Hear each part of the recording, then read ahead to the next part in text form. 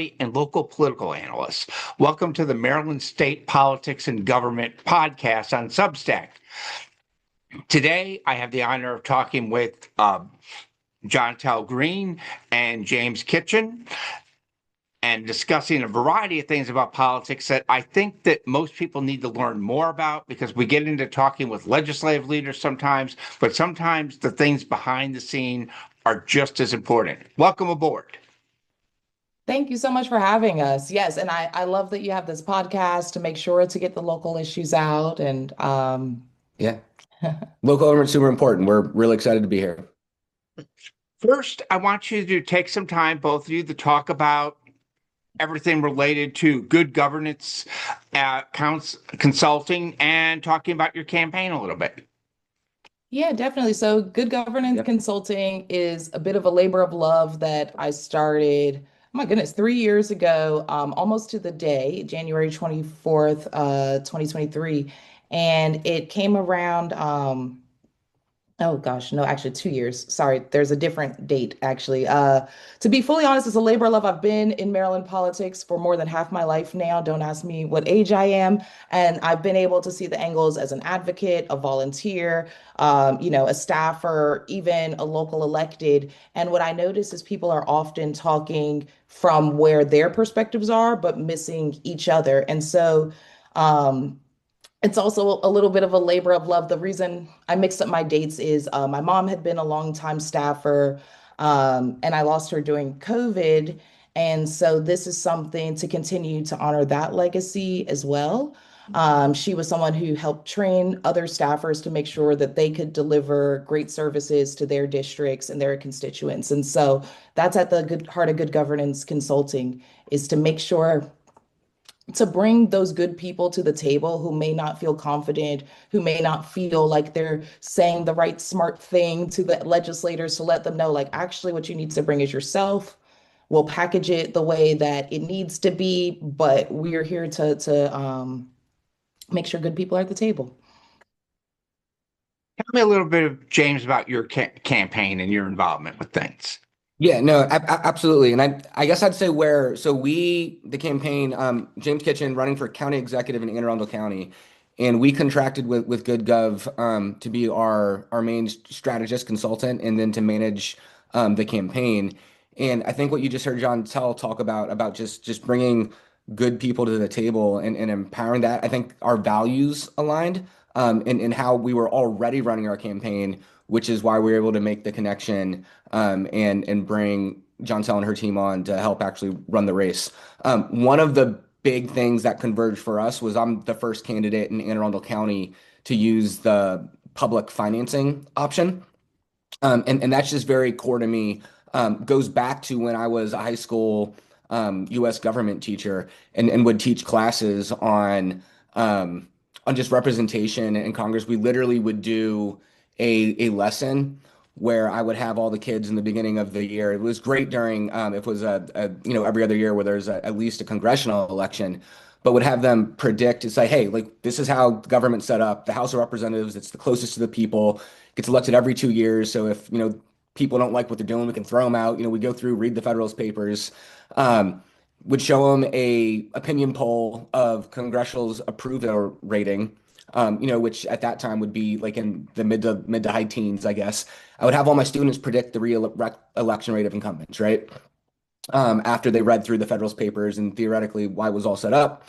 And then once the elections would happen, we'd be like, all right, well, what was the actual, re-election rate of incumbents? And we would talk about some of the reasons why that is.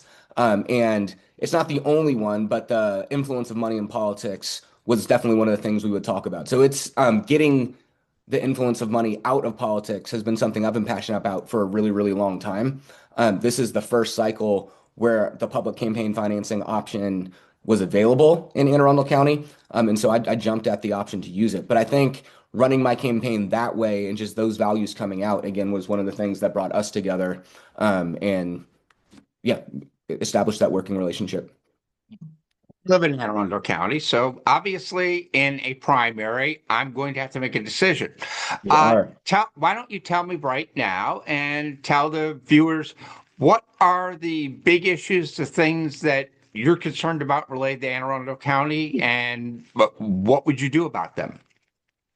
Yeah, no, so the things that I have heard about both the past 7 years working for the executive branch, I helped run the constituent services and community engagement shop for the current county executive for his first term, and then in just a senior advisor in the second one. But I've consistently heard residents talk about traffic, schools, like we hear from teachers a lot, just and parents being concerned about class sizes growing for their kids.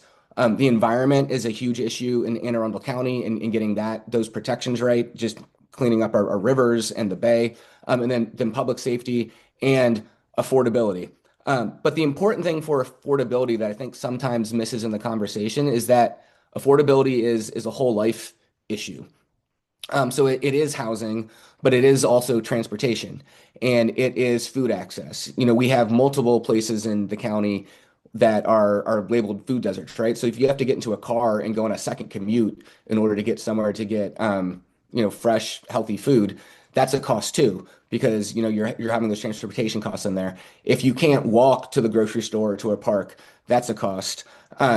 And if our schools aren't keeping up with the pace of growth, then that comes with costs as well. I was door knocking a month ago and talked to a woman who said that they had to rob their retirement fund in order to put their child in private school because the local elementary school that their child was in was at 162% of state rated capacity, because we did not have essentially like a developer came in and built a 2,000 unit development back in Two Rivers and did not build a new school when that came in. So the local school becomes overcrowded, and then you have families saying, hey, this isn't good enough for my kid, right? So affordability is all of it together, right? Like we need to build communities that at a whole lifestyle level make it easier to live in Anne Arundel County. This is kind of a question for both of you in this sense, and Johntel can start with it. I've talked to Democrats, but also Republicans in the last week that are using the A word a lot. As a consultant, what are you hearing what are you feeling as far as themes this year, as far as for candidates running for office? I've heard from people that this is a good year if you're a Democrat running. I've heard from people saying it's a good year, but if you're a Democrat running for office. So kind of want you to tackle the first part from the consultant aspect as far as what you're hearing, what you're trying to do as far as messaging, and James kind of talk about that issue of affordability. Got it. Yeah, no, I know what A word you're talking about, but I'm going to use a different one, authenticity. I think right now, overall, voters are tired of feeling like people are talking down to them or that people are pre-deciding things and giving them false choices or that they have to actually choose between, oh, okay, do I want somebody who's going to make the economy good or do I want somebody that's going to do the social work that I want? And at the end of the day, authentically, the people who understand the levers and the nuts and bolts of how to move government understand that it's always both at the same time. So what we are using with our strategy for sure with all of our clients is really allowing them to be themselves, and really allowing that authenticity of like, hey, look, we understand the Democratic Party, people aren't happy with it. I was a Bernie Sanders delegate back in 2016. I was, I've been on the Central Committee. I have seen it firsthand. And it is extremely frustrating, what has happened these past few years. And so, yes, affordability, housing is the big debate. Education was last year. They're not going to touch that with a hot poker this year in an election year, but expect to hear some about it. And then, of course, we've seen the unions take a big stand, right? So that has been something I think the labor movement, and making sure that affordability is being tackled also when it comes to living wages and to working conditions has been important. And so they've been putting the feet to the fire even at the state and local level. Yeah, and I guess what I would add to that is, affordability is the buzzword right now. But really the way I view it is that voters and residents want government to work for them. And so I would say whether you're a Democrat or a Republican, it's a great year to run on public financing. It's a great year to say, hey, we're not going to take corporate money, and we're going to get in there and we're going to work for residents. I have seen many, many times, be it an environmental issue or even transportation issues where we're trying to get more private investments in bicycle and pedestrian infrastructure, where the debate almost becomes like we know what our residents want in Anne Arundel County, and we're compromising with corporate developers, like for-profit corporate developers, and we're saying that that the compromise has to happen in politics. But in my mind, like we are a large county. There's 600,000 people that live here. The compromises should be us discussing our politics, what we want our government to do, and compromising amongst each other as residents. But too much it becomes a compromise between what we know the vast majority of our people want, and then just what these corporations are willing to give us.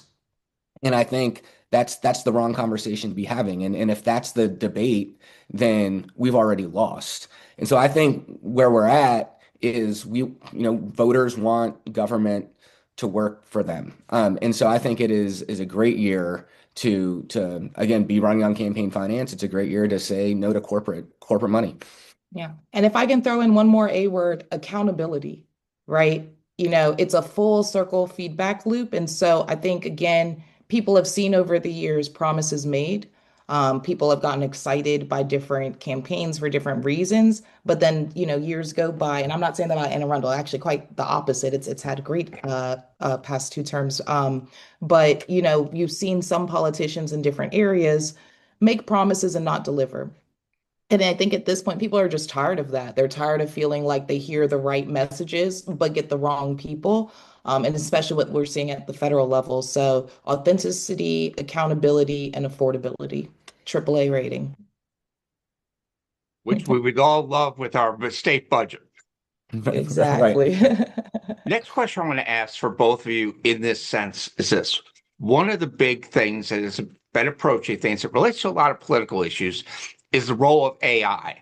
I know, Johntel, you're very involved with AI, and AI is a thing that has a lot of people concerned, especially when you go into Facebook and things like this and you see people posting things and images that's like some of the stuff's very entertaining. Some of the stuff is also basically completely untrue. Basically, what are your approaches as far as on the issue of, as a consultant, using AI, the role of AI in general, and James as a candidate, how do you deal with that AI issue and concerned voters have it? Also, maybe even thinking about maybe I ought to use a little bit of this in my campaign. Yeah, so I mean, I'll be honest. So I'm lucky to have learned at in Prince George's County Public Schools at Eleanor Roosevelt Science and Technology programs have gotten a good head start. And also being a millennial. So my other hat I wear amongst many is one of digital transformation and change management. And, having observed the technology transformations in the past few decades, where you see a lot of opportunity for lifting society up, that unfortunately, based on who has kind of, I don't want to say gotten ahead in the race, but those the words coming to mind, have actually been used to steal our attention, to advertise to us, and to break down the foundations that actually build communities. And so I truly believe one of the values of good governance and good gov AI is to get ahead of the curve and try to get the good people in there at the table, shifting where this technology is used. And so when we did our research, we specifically chose Anthropic Claude AI as the foundation. We took in years of information from the Maryland General Assembly and other sources that people might not know where to go to, and tried to leverage AI to help give people more ability to navigate the Maryland General Assembly. I'll be forthright. It moves so fast, and I'm managing a campaign and a couple of other things with this business. And so the reality of the AI is you have to be able to keep pace, but the building blocks are the same as anything. Good data in is good data out. And I think what we're seeing with these images, what we're seeing with some of these deep fakes, allowing people to understand AI is actually one of the ways that we're trying to counterbalance it. So I have stepped away from trying to promise an AI that runs through session updated to the hour, but have moved more towards actually enabling the firm. So we are powered by Claude AI at the firm. I'm teaching my associates and interns as well, so that we can actually do the power of 10 more people. Use one that is focused on security and on making sure that it's human centered rather than, ChatGPT, which is a little bit more sales centered. Um, and then that also allows us to be at a price point that people who maybe shouldn't have to hire a lobbyist. Like I want to be somebody that works myself out of a job one day, right? Like people shouldn't have to have a lobbyist to be able to be at the table. But if they need one to help do the translation for them, then I want to be able to for them to have a pathway. We will continue to develop GoodGov AI in the next few months so that that can be a very low cost option to people. But because of the seriousness of the field we work in, I didn't want to take a chance making promises that it would be up to date at the rate that I'd want it. So sorry for that announcement live on your podcast. Okay. Yeah. No, no. And I guess on the candidate side, look, the technology does need to get regulated in terms of social media and deep fakes and everything that you're talking about. I hear from parents often, who are just worried about the stuff that their kids see on social media and different things, right? And so we actually in our household, I've got a seventh grader and a 10th grader. Our seventh grader doesn't have a smartphone yet. So that, we're just trying to keep all of that away from him as long as we can, right? And we've allowed our 10th grader to have social media, but only one platform. And my wife and I monitor it a lot. But it's a real thing that parents are worried about. And I do think that both the federal government and at the state level, our leaders need to take a real look at, hey, how do we regulate this technology so that it doesn't just come in and do a whole bunch of bad things to like the mental health of our children, right? As a local government practitioner, I think there is a lot of potential to harness some of the powers of AI for good. One of the things I hear a lot from businesses, especially, is just how long our permitting process takes and just going through the different reviews. And I think there is potential to if you got a good and there are several jurisdictions across the country who have done this for permitting so far or already. But I think you could do the first review of permits through an AI and have it flag the stuff that we need our human workers to get in there and really look at the things in the gray area. But I think there's a lot of efficiencies that could be created in local government and particularly in the permitting process. Last question I'll ask for both of you, and it's kind of a question that relates for campaigns and also for candidates running. I live in Anne Arundel County, and in many ways, there is north of Route 50, there is south of Route 50, Anne Arundel County. In many ways, you have communities like Gibson Island, and in 15 minutes, you could end up in Brooklyn. How do you, as a consultant, basically try to create campaign messages, et cetera, that can reach A and B sometimes, and maybe you have to use two different messages. And as a candidate, what do you have to do to be able to get into all these different communities and understand what their message is and tailoring things to them? Yeah. All right. Do we sign an NDA for this? No, just kidding. But I'll tell you a bit of my strategy or our strategies for that. At the end of the day, right? Like it's still about numbers, data, and people. We know that 600,000 people live in Anne Arundel County. 400,000 of them are registered voters. 140,000 of them are going to vote in the primary as Democrats, but that doesn't necessarily, or in the general as Democrats. around 40-ish thousand in the primary, right? But that doesn't necessarily mean that even just because you understand the smaller and smaller, more targeted pieces, you still have to start large. You still have to get in every single precinct, even if it's not your top one. You still need to engage with people, even if they're not registered as the party that'll be able to vote for you in a closed primary, because you never know what'll flip. And we need to go out to community events, even in places where maybe there are three Democrats, but they're so happy to see you. So we're working hard. It's a all county strategy. We're definitely leveraging it's a feedback loop, right? So when I say data, it's continuous, it's ongoing, and it's constant. Every conversation, every door, every piece of data that we bring in to really understand the people, then we help make sure that and I hate to use the word package because it comes off so fake, but then we package what James is trying to get across, what his message, his values are, and make sure that we get it to the people that need to hear it. So, And I guess what I would say is one, I think I've got an advantage. I'm not even gonna say I think. Like one of the things that gives me an advantage in this race is that I have spent 7 years working in the Pittman administration, and we've been working with communities all across Anne Arundel County. So my work has not been limited to a single council district. And so like I have been to meetings on Gibson Island.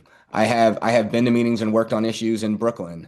We've worked on issues down in Shady-Side and in Harwood and in Crofton and in Odenton and in Russet. Like so it, what it does is it makes it so important to show up to places, but then also to listen. Because we do have such a diverse set of communities in Anne Arundel County, to your point.